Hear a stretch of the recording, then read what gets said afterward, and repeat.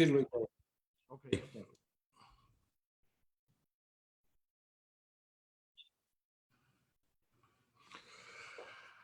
Me da mucho gusto saludarlos. ¿Cómo están? Para mí es un placer cuando me habló mi buen amigo Guillermo Quijas y me dijo que si conversaba con Javier, pues de esta manera, pero para celebrar, por supuesto, la FILO, a la Feria Internacional del Libro de Oaxaca. Y allá está Javier Cercas, en Gerona. ¿Estás Buenos en Gerona, días. no, Javier? No, estoy en el campo, estoy cerca de Gerona, estoy cerca de la frontera francesa, en una Muy casa bien. que tengo aquí, donde me he Exacto. aislado. Llevo ya 6 meses.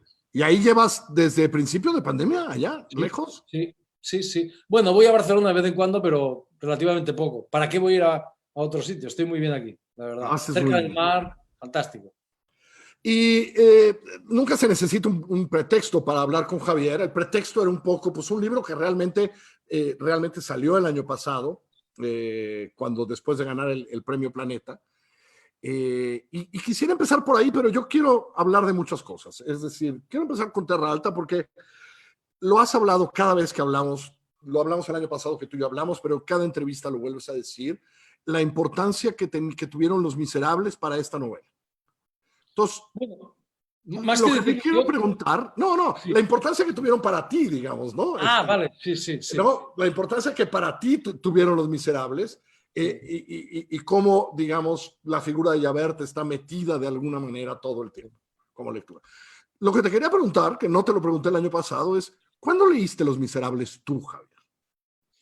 Bueno, déjame decirte antes que la importancia, más que el hecho de que lo diga yo, es que está en el libro. Es decir, es que en el libro Es la la novela lectura que es, hace él, exacto. claro, es crucial para el personaje, ¿no? Entonces, Exacto. de hecho, esta novela se puede leer como una, digamos, una reinterpretación de Los Miserables, ¿no? Postmoderna o postmoderna, etc. No es que lo diga yo, es que lo dice el libro, ¿no? Exacto.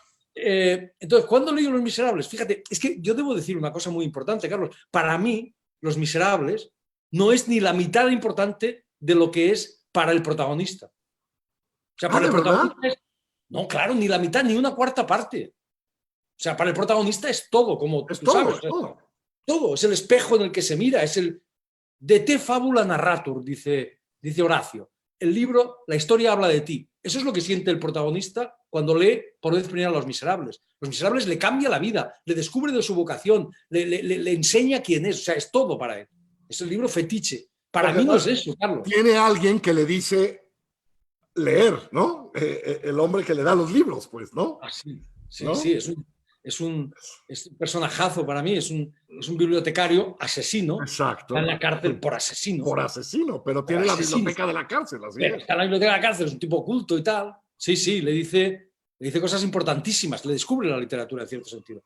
Pero a lo que iba, para mí, entonces, a veces la gente me dice, ¿tú por qué elegiste Los Miserables? Yo digo, no, yo no elegí Los Miserables, fue Melchor Marín, el protagonista, quien eligió Los Miserables. Para mí ese libro, yo lo leí muy joven, lo leí cuando tenía tal vez, no sé, 20 años probablemente. Pero no fue tan importante para ti. No, ni mucho menos. O sea, me pareció un libro, mira, mi opinión, mi verdadera opinión sobre ese libro es realmente un poco parecida a la de Olga, la mujer Ajá. de Melchor Marín. De Melchor Melchor. Marín está obsesionado con ese libro y ella lo lee por él.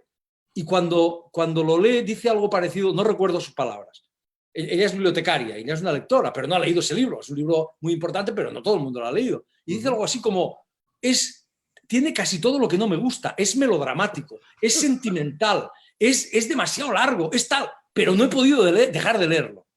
Entonces, algo de eso hay en mi caso, es decir, es un libro y creo que el lector común y corriente, que es el bueno, el common reader que dicen los ingleses, son los buenos, los lectores de buena fe, los llamaba un maestro mío. Ese lector, Los Miserables lo leerá con esta misma sensación, es decir, no es un libro, digamos así, muy moderno, es decir, No. hay libros de su época que son mucho más modernos. Madame Bovary es un libro modernísimo, es un libro, ¿verdad? Los Miserables tiene una cosa antigua, pero es absolutamente irresistible. Es decir, tiene una cosa antigua, por ejemplo, que sé yo, se pasa 200 páginas, exagero, me parece que son más, deben ser 300, describiendo la batalla de Waterloo. Pero es brutal, o sea, aquello no puedes dejarlo, y sigues y sigues y sigues. Pero la estética de este libro es muy distinta de la nuestra, ¿no? ¿verdad? Es una estética monstruosa, tiene algo realmente monstruoso. Son casi 2000 páginas, ¿no? O sea, es una cosa tremenda. Entonces, quien elige ese libro no soy yo, es realmente Melchor Marín. Lo que pasa es que yo, cuando Melchor Marín eligió ese libro, es decir, cuando yo comprendí que solo Los Miserables, cuando yo intuí que solo Los Miserables podía cambiar la vida de un chaval como este, que es un salvaje, es un tipo, es un delincuente, es un tipo cuya madre es prostituta, que ha nacido en el barrio más pobre de Barcelona, cuyo que no conoce a su padre, que ha hecho de todo, no vamos a contar más cosas, pero ha hecho absolutamente de todo. De todo. Solo un libro así podía cambiarle la vida. Cuando yo entendí, y convertirlo en un lector y descubrirle su vocación, etcétera, cuando yo descubrí intuí que solo ese libro podía cambiar la vida, tuve que aprendérmelo de memoria, cosa que no es fácil. Y efectivamente, de este tamaño. Ahora, el libro importa, pero siento que Marín se enamora más de Javert que del libro, ¿o no? Es verdad. Es verdad. Es decir, de ese gran personaje es el que lo vuelve loco realmente, ¿no? Que es Javert, ¿no? Que Tienes razón. Es un gran personaje en el libro, pero se enamora de Javert, ¿no? Lo cual es muy raro, Carlos, porque Javert, como todo el mundo sabe, aunque no haya leído Los Miserables, todo el mundo sabe que hay dos grandes personajes, ¿no? Jean Valjean, que es el expresidiario, que es el bueno, que luego se convierte en el señor Madalena, y Javert, que es el malo, que es el policía malo, justiciero, obsesivo y tal. Es el malo de la novela. Malo. Que acaba muy mal. Bueno, pues Melchor Marín ve en ese malo al bueno. Y realmente, como tú dices, él quiere ser Javert. El bibliotecario del que hablabas tú, que le llaman el francés, una mala bestia, una bestia verdadera, pero un tipo extraordinario, dice en un momento, esto sí lo he repetido mucho yo porque lo dice él, y es una de las pocas verdades absolutas que yo conozco de esta vida, Carlos. De las poquísimas. Dice, la mitad de un libro la mitad de una novela, lo que dice, la pone el autor, la otra mitad la pone el lector. Y esto es una verdad absoluta. Es decir, un libro es una partitura y es el lector el que la interpreta. Y cada lector la interpreta a su manera. Y en eso consiste la magia de la literatura. No hay dos personas que lean el mismo libro. Aunque el libro sea Los Miserables, todos lo leemos de manera distinta. Y Melchor lo lee probablemente como no lo ha leído nadie. Él ve en este justiciero el aparente malo, en el aparente malo ve el bueno, porque esa es la ética de Melchor. Cuidado con los aparentes buenos, son los verdaderos canallas. Y los que parecen malos, esos a menudo son los buenos. Esa es la ética de Melchor. Y a lo largo de la novela, él está obsesionado con esta ética. Todo el tiempo. No puede parar, ¿no? No, sí. No puede parar porque dice no. Él es un justiciero. Él es lo que lo lleva a la acción, ¿no? O sea, sí. Yo lo que veo es que la acción está toda parada en esta obsesión ética de yo tengo que descubrir eso porque las apariencias nos engañan a todos. Entonces, es lo que lo mueve todo el tiempo y lo avanza, ¿no? Exactamente. Él es un hombre, por motivos biográficos, sediento de justicia. Pero de una justicia, Carlos, y ahí está el nudo de la cuestión, que a veces se confunde con la venganza. Esa es la cuestión central del libro. Es decir, tú sabes, esto lo hemos hablado tú y yo muchas veces, ya nos conocemos, debes estar harto ya de hablar conmigo porque hemos hablado un montón de veces. Yo siempre digo que escribir una novela consiste en formular una pregunta compleja de la manera más compleja posible. Eso es para mí escribir una novela. Y no contestarla. O al menos no contestarla de una manera clara, nítida, unívoca, taxativa. Las respuestas de las novelas siempre son ambiguas, contradictorias, poliédricas, tornasoladas, ¿verdad? En el fondo son esencialmente irónicas. Es decir, la respuesta es la propia búsqueda de una respuesta, la propia pregunta, el propio libro. Si yo tuviese que definir cuál es la pregunta central de esta novela, diría que es la siguiente. ¿Es legítima la venganza? Podría formularse así. ¿Es legítima la venganza cuando la justicia no nos hace justicia? Esa es la pregunta central. La pregunta de fondo. O sea, hay una pregunta, esta es una novela aparentemente policial. Hay una pregunta superficial que es... ¿quién mató? Entonces, ¿es legítima la venganza cuando la justicia no nos hace justicia? No nos hace justicia. Y claro, tú a esta pregunta, y yo, y cualquier persona civilizada, contestaría no. La venganza no es legítima. Nunca es legítima. Y sin embargo, lo que hacen las novelas es poner en cuestión nuestras propias certezas. Eso es lo que, en mi opinión, hace la gran literatura. Y eso es lo que yo intento humildísimamente hacer. Es decir, a cambio del placer, la literatura es un placer, antes que nada. Antes que nada. Pero también es una forma de conocimiento. Y esa forma de conocimiento consiste en sacarnos de nuestras casillas. sacarnos de nuestra zona de confort moral, ir a lugares que de otro modo ni siquiera osaríamos atisbar, ¿verdad? Solidarizarnos, empatizar con gente verdaderamente peligrosa, ¿verdad? Carlos, Por Melchor Marín. tú ves Ricardo III de Shakespeare, que es un auténtico canalla, el canalla más grande de la historia de la literatura universal, y a veces te pones de su lado y te sorprendes a ti mismo diciendo, coño, pero ¿cómo voy a estar yo del lado de este canalla? Y te pasa lo mismo. Todos recordamos la escena final del Padrino. Todos la recordamos, ¿verdad? Todos. En las escaleras del Teatro Máximo de Palermo. Michael Corleone con su hija en brazos, que la acaban de asesinar. El disparo iba dirigido a él, pero matan a su hija. Y con su hija en brazos. Y pega el alarido más aterrador de la historia del cine, porque es un alarido silencioso, ¿te acuerdas? Tarda mucho en oírse el alarido de Michael. Y nosotros, cuando eso ocurre, estamos con Michael. Nosotros estamos con Al Pacino, nosotros estamos sufriendo con él, compadeciendo. Sí, sabiendo que es Corleone, sabiendo que es Michael Corleone. Pero ¿cómo Corleone? Es un asesino que ha sido capaz de matar a su propio hermano. Es el canalla, y sin embargo estamos con él. Eso es lo que hace el gran arte. Eso es lo que hace la gran literatura. Colocarte en un lugar que tú nunca hubieses imaginado que podías visitar. Tener compasión, sentirte próximo, comprender profundamente a un auténtico canalla. Eso es lo que hace la literatura. Eso es lo que hace la gran literatura. Y por eso, Carlos, el gran arte y la gran literatura, al contrario de lo que yo creía cuando era joven, feliz e indocumentado, y quería ser un escritor postmoderno norteamericano, la gran literatura es útil, siempre y cuando no se proponga ser útil. En el momento en que se propone ser útil, se convierte en propaganda, pedagogía y deja de ser útil. Ahora, más allá de esto de cuando eras joven e indocumentado querías ser postmoderno, sí, te he escuchado decir muchas veces, y creo que en esta novela me queda muy claro, que la literatura de verdad sí es el cuento que cuentas, pero es la forma en la que lo cuentas. Totalmente. Y me parece que hay un tejido tan sutil y tan bien hecho en esta, porque, hombre, novelas policíacas has de haber leído muchas en tu vida, Javier, ¿no? Y todos las hemos visto y tal. Pero aquí es tan sutil, es mucho más sutil que en El Monarca, por ejemplo, es mucho, ¿no? Porque ocupa tanto tiempo esta historia, pero está contado porque ocupa mucho tiempo. Sabemos quién es la madre de Melchor y luego Melchor y las cosas que hizo cuando estaba en Barcelona. Entonces tiene que salir corriendo y llega. Sabemos, son muchos años, pero concentrados en una narrativa. Realmente en esto de la forma, lo que quisiera preguntarte es, ¿qué tanto te costó armar tal para que caminara así la novela? Si fue de mucho trabajo o fue saliendo tal, porque ahora entraremos a esto que has dicho, que esta novela abre un nuevo ciclo en tu literatura, pero eso lo hablaremos después. Pero la manera, la forma. Es que la forma en literatura y en arte en general es el fondo. O sea, una buena historia bien contada, Carlos, es una buena historia. Pero una buena historia mal contada es una mala historia. Es decir... Eso te lo he oído decir y es increíble y espero que quien nos está viendo lo escuche otra vez, ¿no? Porque es maravilloso. Es que esto es así. Es decir, la historia del Quijote es una tontería. Es un señor que se vuelve loco leyendo libros, es una bobada.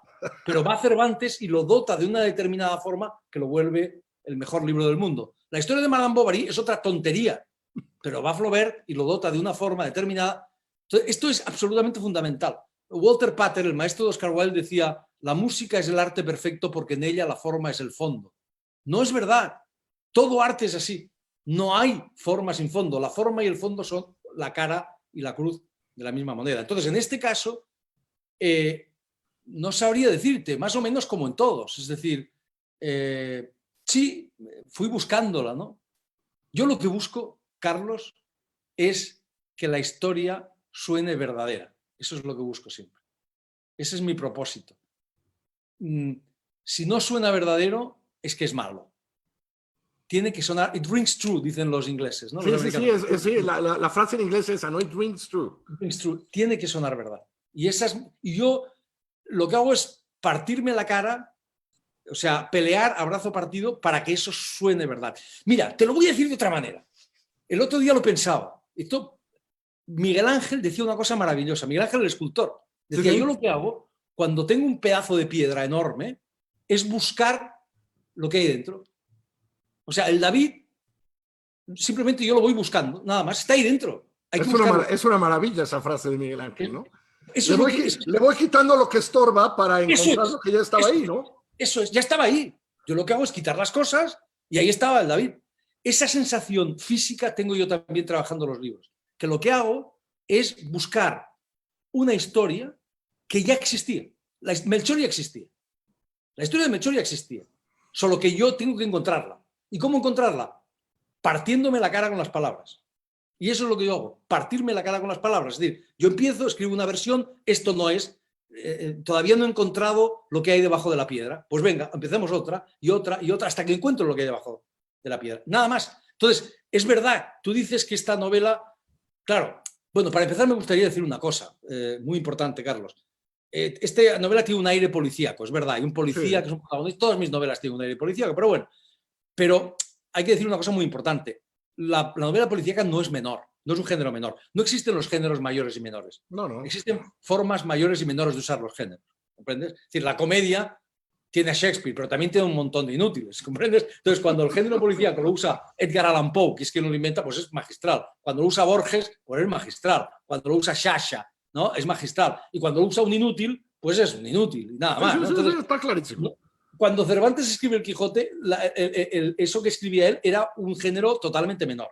Entonces, es verdad que la estructura de esta novela no es muy habitual en las novelas policíacas. ¿Verdad? Que es una estructura especial, ¿no? Pero simplemente es lo que me pedía. Es la forma que yo he encontrado, es la forma en que yo tenía que contar esta historia. Es lo que estaba debajo de la piedra, ¿verdad? Que tenía.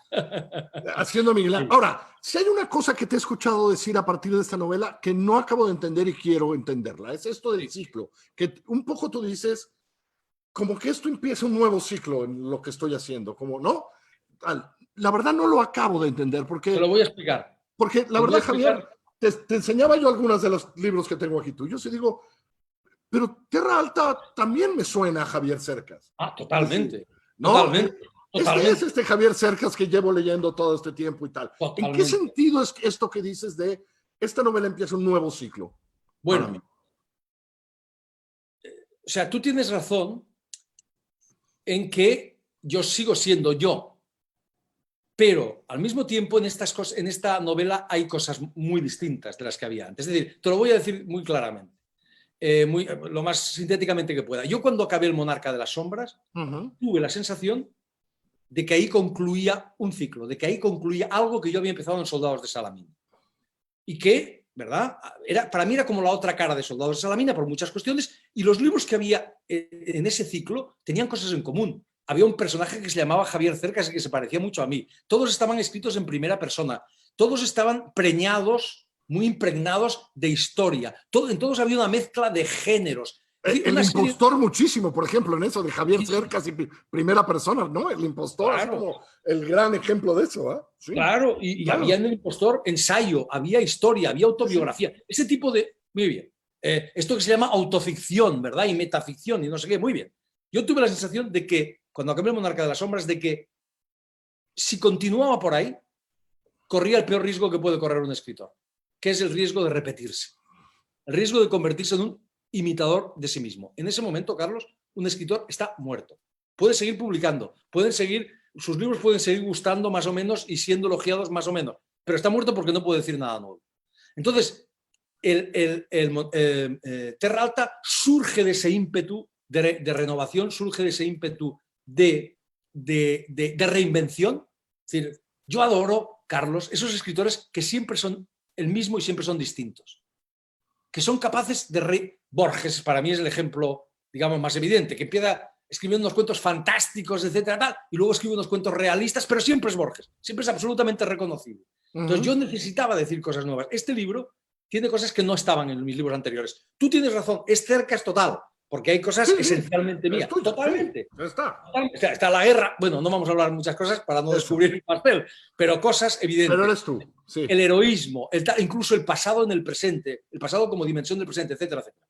Pero aquí se abren una serie de cosas nuevas, una serie de temas nuevos, una forma nueva. Por ejemplo, Carlos, la tercera persona.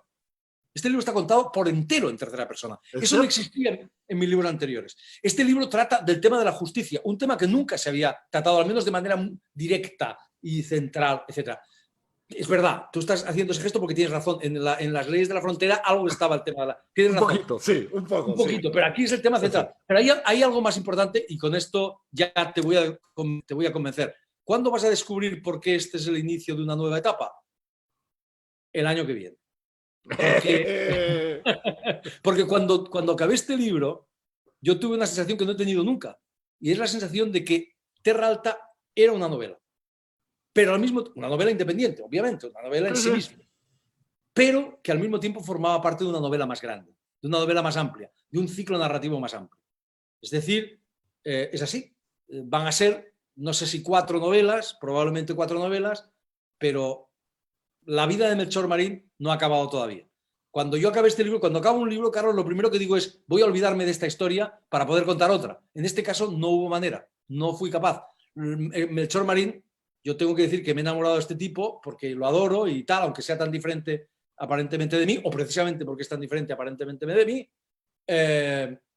pues sigue vivo y tengo la sensación, para mí, inmejorable y maravillosa, de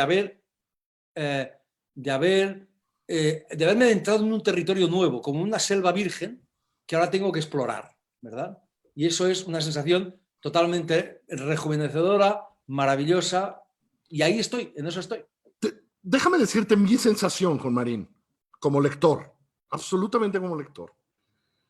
Y era un hombre que a final de cuentas hay una parte que no me contaba, hay una parte que nunca me cuenta de él, ¿no? Es un hombre de acción, está accionando, pero lo leía y yo decía, hay algo que no me estás contando, ¿no? Que entiendo que por eso te mueves, pero no me acabas de contar de tu profundidad, que me parece que lo hace un personaje mucho más interesante que otros personajes que uno se encuentra. A veces como lector, a mí me encanta frustrarme como lector, y entonces acaba siendo frustrante decir, diría yo, este cabrón no me lo está contando todo, ¿no? Algo solo se lo queda a él. Y eso me parece que lo hace un mejor personaje, Javier. Bueno, es que a él le vemos desde fuera. Esto es muy importante.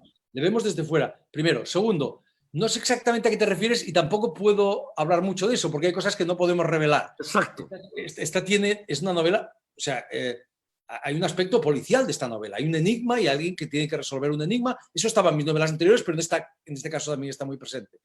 Pero hay cosas que no se resuelven en esta novela, como en todas las mías. Es decir, no voy a poner ejemplos para no tal, pero no se resuelve, por ejemplo, en fin, no quiero dar ideas. O sea, los puntos ciegos de un libro son, lo que no se dice en un libro es tan importante, bueno, más importante que lo que se dice, ¿verdad? Porque esos son los huecos que llena el lector con su propia experiencia. Claro, claro. Entonces, aquí hay puntos ciegos muy importantes, algunos de los cuales se resolverán tal vez más tarde, eso ya te lo anuncio.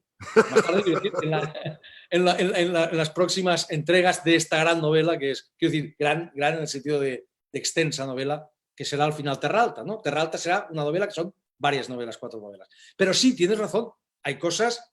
O sea, a Melchor Marín lo vemos desde fuera. Melchor Marín es un personaje, además es un personaje reticente. A eso me refiero, es un personaje reticente, es un personaje que no agarra de repente, 2 páginas de reflexión, ¿no?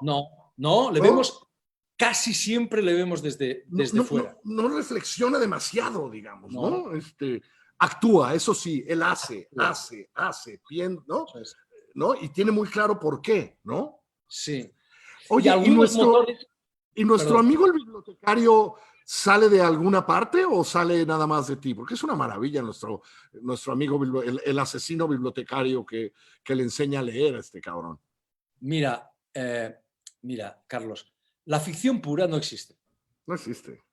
La ficción pura es un invento de quienes no saben lo que es la ficción. La ficción siempre está mezclada con la realidad. A mí a veces me dicen, porque tú mezclas la ficción y la realidad. No, por favor. Desde Homero mezclamos la ficción con la realidad. Sí. No se sabe, en la Odisea y la Ilíada no se sabe qué es verdad y qué es mentira. Shakespeare está lleno de personajes reales. Cervantes. O sea, yo lo hago a mi manera, tal vez distinta, tal, pero eso existe desde... Entonces, y si existiese la ficción pura, no tendría el menor interés.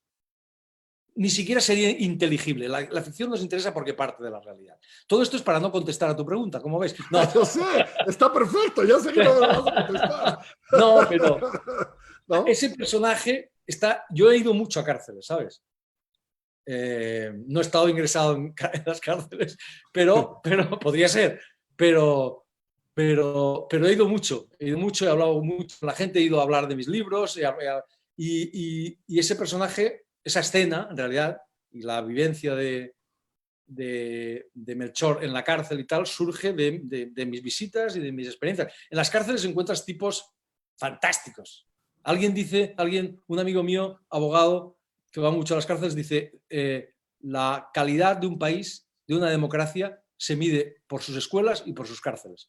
Me parece una gran frase. Y yo creo que tiene absoluta razón, ¿eh? Yo creo que eso es algo que en mi país deberíamos de pensar mejor, porque nuestra calidad de cárceles es terrorífica y si no entendemos que hasta que a ellos no los tratemos bien, Javier, hasta que no entendamos quiénes son ellos, ¿no? Sí. Y que están ahí, no entiendes lo otro, ¿no? Carlos, y sobre todo... Esto es demagogia, ¿no? No, esto que estás diciendo es exactísimo. Sobre todo porque ellos podemos ser nosotros. Claro. Es decir, lo que le dice precisamente el bibliotecario, ¿te acuerdas? Al escritor Papanatas, que viene allí a exhibir su buena conciencia de escritor izquierdista, le dice, ¿usted qué se cree? Usted se cree mejor que nosotros. Viene a vernos como si viniera al zoológico, pero usted es un papanatas. Y usted podría estar aquí, y yo ahí. Porque yo dirigía una empresa con 50 personas, ¿qué tal? ¿Verdad? Eso es así. Es decir, yo a los chicos les llevaría a las cárceles. Sería una asignatura obligatoria para entender que cualquiera, que esa gente que está ahí, no son distintos de nosotros. Son como nosotros. La brasileña Lane Brum tiene una frase que a mí me encanta, que ella dice, las sociedades se miden en cómo tratan a los culpables, no a los inocentes. A los inocentes es muy fácil tratarlos bien y tener... No, nos medimos en cómo tratamos como sociedad a los culpables. A los culpables. ¿No? Me parece perfecta. Así nos medimos, ¿no? El resto es demagogia. Y por eso es muy rico cómo en esta novela sale de la... ¿no? Él como personaje sale de la cárcel, digamos, ¿no? Es en la cárcel donde se sacude de muchas cosas. Ya le había pasado antes con su madre, ¿no? Pero es ahí, ¿no? Para él la cárcel es fundamental. O sea, la cárcel le cambia la vida, realmente. Claro, es la cárcel la que lo cambia para siempre, ¿no? La cárcel y la literatura. Las dos cosas, ¿verdad? La literatura es un revulsivo. Para mí este tipo, esta es una novela llena de literatura, ¿no? Porque para mí la literatura no es distinta de la vida. Para mí la literatura es una forma de vivir más, de una forma más rica, de una manera más rica, más intensa y más compleja. Eso es lo que es la literatura para Melchor Marín y eso es lo que es para mí. La literatura no está separada de la vida. Un señor que está leyendo un libro no está fuera del mundo, está más metido en el mundo que el que no está leyendo un libro. Sobre todo si el libro es bueno, ¿verdad? Entonces, es así, ¿no? Melchor es el lector ideal para mí. Es ese... ¿Te acuerdas de aquello que decía Kafka? Yo he citado muchas veces esa carta célebre, decía, un gran libro es aquel que nos hace daño, es aquel que es como un hacha que rompe el mar de hielo que llevamos dentro y nos revoluciona por dentro. Eso es lo que hacen Los Miserables con Melchor y eso es lo que hace la gran literatura.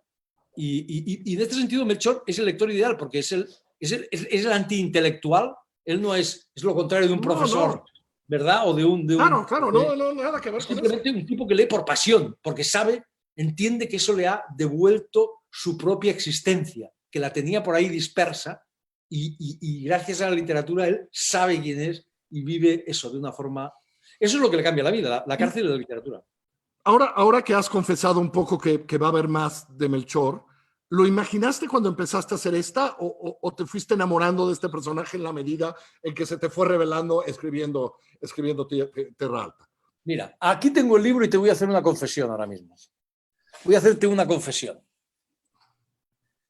tú sabes, para mí, o sea, yo un día iba por la calle, yo necesitaba, como te decía, necesitaba renovarme. Vinieron a ayudarme una serie de cosas, cosas personales, cosas colectivas. La crisis catalana, que apenas jugó un papel explícito en este libro, fue fundamental para este libro. Creo que te lo comenté la última vez. Sí, sí, sí, me lo Que contaste, estuvimos cómo juntos. había sido fundamental la crisis, ¿no? Una especie de revulsivo personal para mí, etcétera, etcétera. Una crisis que a mí como creo que a muchísimos, por no decir a todos los catalanes, nos ha cambiado.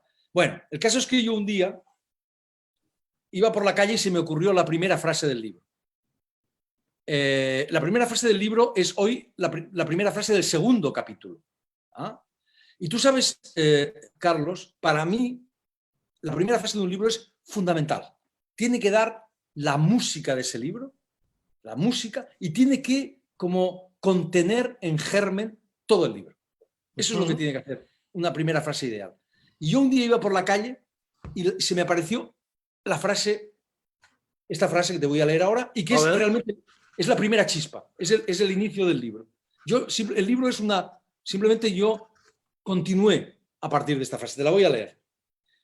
Segundo capítulo, primera frase del segundo capítulo, dice así: se llamaba Melchor porque la primera vez que su madre lo vio, recién salido de su vientre y chorreando sangre, exclamó entre sollozos de júbilo que parecía un rey mago. Su madre se llamaba Rosario y era puta. Esta fue la primera frase que se me apareció. Está todo. Y aquí está todo. Aquí está todo. Aquí está la sangre, o sea, la violencia. Aquí están los sollozos, es decir, el dolor. Aquí está la puta, es decir, el sexo. Aquí está el júbilo, es decir, la alegría, porque es un libro también de la alegría y del amor, etcétera, etcétera, etcétera. Está todo aquí. Todo, en germen. Y además está el tono, que es lo más importante, la música. O sea, aquí había una tercera persona. Como te decía, mis libros anteriores eran en primera persona. Aquí había esta tercera persona, distante, ¿verdad? Y sobre todo había un tipo que se llamaba Melchor Marín, que yo no sabía quién carajo era. Todo el libro está escrito para saber quién carajo es este Melchor Marín. Y de aquí nace todo, realmente. Ah, lo de las primeras frases, ¿eh? Te enseñé que tenía, antes de empezar, que tenía que ir los soldados a la mina. Y claro, acabo de ver la primera frase de Soldados a la mina y entiendo muchas cosas. ¿Mm? Claro, ahí está todo también. Fue en el verano de 1994, hace ahora más de 6 años, cuando oí hablar por primera vez del fusilamiento de Rafael Sánchez Mas. ¡Pum! 3 cosas acababan de ocurrir. No, ya, el de padre. No. Está clarísimo, ¿no? Eso es lo ideal. Eso es lo ideal, que en una primera frase ya esté todo el libro. Mi ejemplo perfecto es obviamente, Pierre Menard, autor del Quijote, de Borges. ¿Te acuerdas? Que empieza así. Dice, la obra visible de Pierre Menard consta de tal y cual. La obra visible. Visible. Ese adjetivo. Y ahí está todo el cuento. Porque la obra más importante de Pierre Menard es invisible. Este señor se propuso escribir el Quijote exactamente con las mismas palabras que Cervantes. Y solo consiguió escribir un párrafo. La obra visible. Ahí en ese adjetivo está todo. Eso es lo ideal. Déjame preguntarte algo, porque sé que eres un hombre que te gusta, pues tú mismo acabas de decir, ¿no? He ido mucho a cárceles, te gusta caminar, te gusta salir, te gusta ver el mundo, ¿no? Sí. Porque de ahí para eso. ¿Ha sido cruel el confinamiento que hemos vivido estos meses para un escritor como tú? Te voy a hacer una confesión que puede sonar mal, pero la verdad a menudo suena mal. Por eso gusta tanto la mentira y triunfa tanto la mentira, porque además es más fácil de contar. Yo lo he dicho alguna vez, si esto no hubiese sido una catástrofe colectiva, hubiese sido una bendición personal. Si no fuese una catástrofe colectiva, sería una bendición personal. Correcto. Porque la catástrofe es evidente, ¿no? En España, en todo el mundo, en todo México, así es. E inesperada, brutal. Yo he dicho alguna vez, Carlos, en España, en los peores meses, vamos a ver qué pasa todavía, pero la ratio de muertos era muy superior a la ratio de muertos durante la Guerra Civil. Con eso está todo dicho. O sea, es una catástrofe de dimensiones colosales. Personal, sanitaria, económica, brutal. Bien. Pero para mí, te digo la verdad, o sea, ¿A qué se dedica un escritor? Primero, para un escritor esto es más fácil de llevar, creo, que para las otras personas, porque ¿a qué me dedico yo como escritor? Pues a estar encerrado en una habitación, a leer, escribir, ver películas y pensar en las musarañas. Ese es el oficio de un escritor, básicamente. Entonces, para mí, el sacrificio, pues sí, claro, me gusta salir, pero no me supone un gran sacrificio. Y por otra parte, querido Carlos, te voy a decir una cosa. Yo he suprimido todos mis viajes. Hace muchísimo tiempo que no me quedaba tanto tiempo en casa, que no viajaba tan poco como he viajado en estos últimos 6 o 7 meses. Yo he cancelado viajes a Latinoamérica, he cancelado a México, no me acuerdo, pero por Latinoamérica, a Estados Unidos, por Europa, por España. No he hecho nada salvo estar en mi casa, que es realmente lo que más me gusta. A mí lo que me gusta, a mí me gusta salir, pero para mis libros, ¿sabes? Sí. Esa es la verdad. Pero a mí lo que más me gusta es escribir. Vargas Llosa tiene un artículo maravilloso que se titula Hemingway, hombre de acción. Y lo que dice Vargas Llosa es, no, este tipo iba a los toros, iba a cazar y tal y cual para poder escribirlo. Porque lo que le interesaba era escribir. Los escritores somos así de bestias y así de egoístas. Y entonces para mí ha sido realmente una bendición. He escrito más que nunca, he escrito mucho y por eso va a salir un libro muy pronto, ¿verdad? Y más que tengo preparados. Así que más vale que la pandemia se acabe para que yo deje de escribir, porque si no voy a inundar el mundo de libros. Y creo que nos hemos desconectado.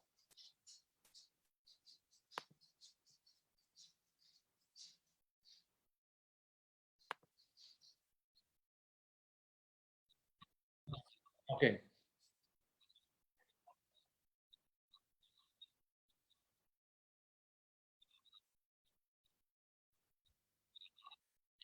¿Y cómo se hace eso? Muy bien, perfecto, sí, sí. Bueno, por lo menos la gente me ha escuchado, Carlos no me habrá escuchado, pero bueno, podemos seguir conversando, aquí estamos. Ahí estoy ya. Perdón, Ah, fui yo, perdón. Literalmente se fue la luz momentáneamente. Ya, pero ya regresó. te has perdido, Ya te he regresó. contado el secreto del libro, te lo has perdido. ¡Ah! No, contabas que te ha venido bien el confinamiento, ¿no? Que escribir, que esa parte a un escritor le viene bien, ¿no? Mira, y te voy a decir otra cosa, al menos intento que me venga bien. Eso por un lado. Por otro lado, déjame que te diga una cosa. Yo no creo que esta pandemia vaya a ser tema de muchos libros buenos. Lo dudo No, mucho. va a ser. Conocemos la industria editorial, Javier, podemos hablar Eso un poco sí, mal de ella. sí. Va a haber 500 libros sobre la pandemia, pero buenos no Sí. va a haber uno. Yo lo dudo. Estoy hablando de literatura. Lo Sí. dudo. Mira, Carlos, te voy a poner un ejemplo muy sencillo, que es muy elemental. La gripe española, que ha sido la última gran pandemia, ha habido muchísimo. Es que creemos que somos los primeros que vivimos una pandemia, pero es que es la historia de la humanidad. Siempre ha habido este tipo de problemas, siempre, constantemente. Pero la última más grande de todas fue a principios de siglo, 1918 hasta el 21, si no recuerdo mal, la llamada gripe española. Bien, Ujú. la gripe española, querido Carlos, mató, que sepamos, a más de 50 millones de personas, pero no sabemos cuántos. A lo mejor fueron 80, 100, no sabemos. Más de 50 sin ninguna duda. Millones de personas. Es decir, más que la Segunda Guerra Mundial. Y el doble, o no sé cuánto, pero muchísimo más que la Primera Guerra Mundial. Bien, que yo sepa, no hay una sola novela sobre la pandemia de la gripe española. Vale. Alguna cosita podemos encontrar por ahí, algún personaje de Virginia Woolf que dice no sé qué, algún verso de T.S. Eliot, nada. ¿Cuántas novelas hay sobre la Primera Guerra Mundial? ¿Cuántas sobre la Segunda Guerra Mundial? ¿Cuántas películas? ¿Eso qué quiere decir? Que de esta no va a salir mucho más. ¿Por qué? Porque esto no tiene épica, esto es lo trágico verdaderamente, no tiene tragedia, ¿no? Esto es las muertes el desastre es un desastre prosaico, es un desastre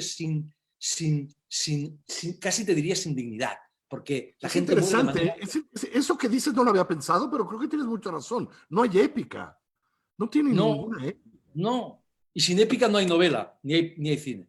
Es parte Es de lo así. jodido que está esta pandemia, Claro, que claro. no tiene ni épica, ¿no? No hay drama, no hay drama. No hay El drama, drama. no hay. Esto es terrible. Lo cual no significa, querido Carlos, que ahora voy a decir otra de estas cosas que suenan muy mal. Esto suena peor todavía que lo que he dicho antes. Que esto no sea un buen carburante para los escritores. No digo tema, digo carburante. Digo carburante. Es decir, déjame ponerte un ejemplo. La metamorfosis de Kafka, el tema es un señor que se levanta por la mañana convertido en escarabajo, pero el carburante es el desarraigo existencial de Kafka, su incapacidad para vivir.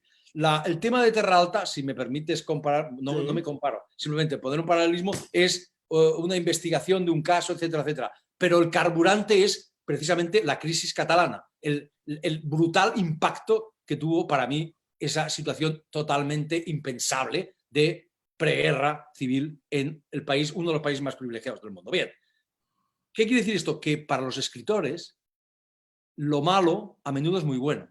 Es el mejor carburante. Los escritores, querido Carlos, en esto nos parecemos de otra manera a los periodistas. Nosotros trabajamos con lo malo. Lo malo nos viene muy bien. La infelicidad, la desdicha. En un mundo feliz, Carlos, prácticamente no habría literatura. Novela seguro que no. Novela no habría. Poesía quizá, poquita y muy mala. Pero novela seguro que no, porque los novelistas... Y muy cursi, muy cursi. Sería muy cursi, exactamente. Celebratoria de los novelistas, los escritores vivimos, somos animales carroñeros. Vivimos de la carroña. En el mejor de los casos, los mejores son como los alquimistas, que transforman el hierro, que querían transformar el hierro en oro. Los grandes escritores transforman el dolor, la desdicha, la desgracia, la oscuridad en belleza, en sentido, en luz. Y vuelvo a lo mismo, por eso la literatura es útil, contra lo que yo quería cuando era joven, feliz y indocumentado.